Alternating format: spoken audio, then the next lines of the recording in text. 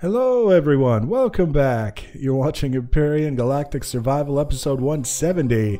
I'm Enigmius and today we're continuing with the MineOrb Mk II build.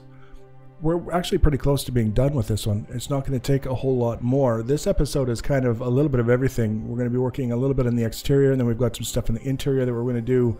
We're going to do some structural stuff, we're going to do some painting and some texturing. Just getting everything ready for the final touches that I'll do between episodes, and then it'd probably be the next episode that we have the blueprint for this guy ready to go. So we've made good time, I think is one way of putting it. Now, one of the things that I'd come across just working around the ship and looking at it from time to time is that using those interior corner blocks to do that really kind of challenging 22.5 degree compound angle didn't work for me. Every time I looked at it, I just kind of felt like I was making a compromise and not in a good way.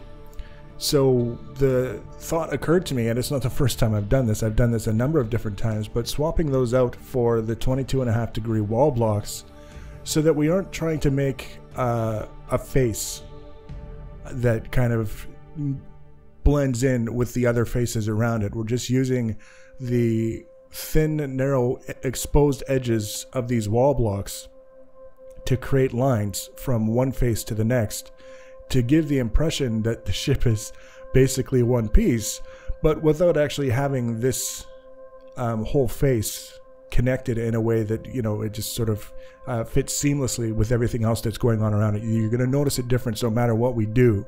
So I would rather have it sort of a minimalist kind of difference that doesn't necessarily disturb the eye when you're looking over it. It stands out as being different from everything else, but not in such a way that you're kind of like, that kind of ruins the whole aesthetic. And I was starting to feel like the interior corners that we were using were pushing that line of ruining the whole damn thing. So it's not surprising that we would want to get rid of it.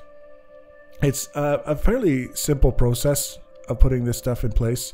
The key to remember, and I was glad that I remembered before I started, was to turn off mirror mode, because these are the blocks that don't mirror properly, because you set one up on one side of the mirror, so to speak, and the one on the other side ends up completely wonky because it needs a different block, and trying to twist the existing block to a particular orientation so that it lines up properly doesn't work. So knowing that we're going to have to do each of these corners individually is, you know, it's not a big deal. It doesn't take a long time, but turning off mirror mode ahead of time just saved time having to remove all of the blocks that were placed improperly before we got around to that particular area. So that was the motivation for doing that. And now I'm just using the texture gun set to paint the entire block to the flat texture, the one that doesn't really reflect light. And the whole idea here, like I've described in previous sort of things where we've used this method, is that first we paint it flat, and then we texture it flat, and then we paint it black, and it makes it much harder to see detail in sort of concealed areas, because between the shadows and the color, it's very, very difficult to see. So by using this method, we can hide the fact that some of the structure in behind these lines that we're going to have exposed is kind of irregular and a little bit blocky. You'd have to be up close and looking specifically at it in order to see that. I'm not too worried about having the texture spill out over the sides a little bit. That's not really too much of a thing. It's very, very easy to fix later on. The nice thing I find about texturing and painting is that you don't have to flip blocks around. You just have to change your color and your texture from time to time and go for it, which is a nice bit of a break every once in a while to be able to do that and still feel like you're being productive. You can see we got everything taken care of with the black in behind, and then we can switch to the same texture that we're using for the rest of the exterior, which is the recently reworked combat steel texture, and just going along the edges of those little narrow blocks.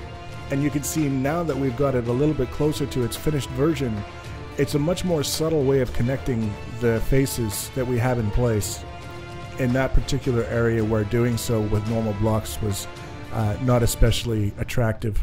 So it worked out well. I'm pretty happy with it.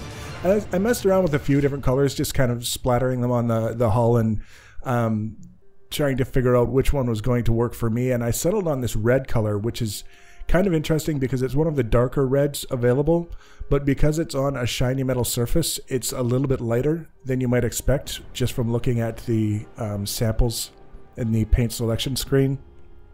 I wasn't sure exactly what color I wanted to paint the ship, but I realized we've used a lot of the colors that are available in the game up to this point, and one of the ones that I don't use all that often is red, which is kind of odd because red is one of those kind of go-to colors for making things look flashy and interesting, but we don't use it all that much. I seem to prefer blacks, black and gray, and blue. I've specifically stayed away from blue for the last little while just because there was a period of time where everything I made was blue. But in this case, the red seems to be working, and you won't see the entire paint job this episode, but we'll be sticking with it throughout the entire, at least the entire exterior. This color that I'm using now is actually a little bit lighter. It's almost a pink. And if you look at it in the right light, you can see the difference between the red that we started with and the red that we're using now. But in other perspectives, other angles that you look at it from, it's almost impossible to tell the difference, which is kind of neat because it creates that illusion that everything looks the same until you catch it at just the right angle and then you realize it's not. It's two actual different colors. So there's that visual interest of having two different colors that's not necessarily in your face, like some of these right now, and distracting you by the contrast. It's just a very, very subtle shift that's not necessarily easy to spot. And you can see having basically laid out the exterior colors here. With the texture, you get an idea of the shininess that's at play. It's definitely almost the paint job is bordering on sports car like, but that's not necessarily a bad thing. Now, one of the things that I really wanted to do was finish sorting out the interior in the sense that there's still things that we have to add inside the ship in order for it to be complete, and I wasn't entirely certain where we would be putting those things.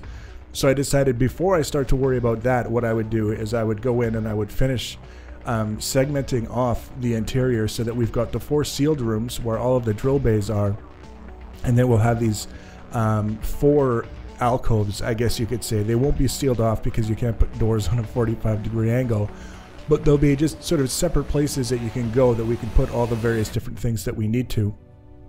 And then we'll see about some of the more common things that you'd want to access, like storage containers and things of that nature, probably putting those in the main area so that you don't have to, first of all, figure out which direction you're facing, and then from there decide where you need to go to get to what you want to in these alcoves. These are more for things like fuel tanks, generators, oxygen tanks, things like that that you don't need to access on a regular basis, but you still might want to be able to at least check on from time to time, especially if you're in an environment where the ship is taking damage. I've grown this affinity for putting these little slope blocks in just to make the walls look slightly bulged as a detail, and then painting the one edge a contrasting color so that they stand out. So we're doing that here, but other than that, we're in good shape. So between now and the next episode, I'll get all the equipment in and we'll get the paint taken care of so that we can just focus on the function of the vessel, and we'll take it for a little bit of a tour and explain how it works, and then the blueprint will be yours to misuse and abuse as you see fit. So if you want to be notified about the next episode, the easiest way to do that is to subscribe to my channel or follow me on social media. Links for social media are always in the information section below the video. Feel free to leave your comments and feedback. Thanks for watching, guys, and take care.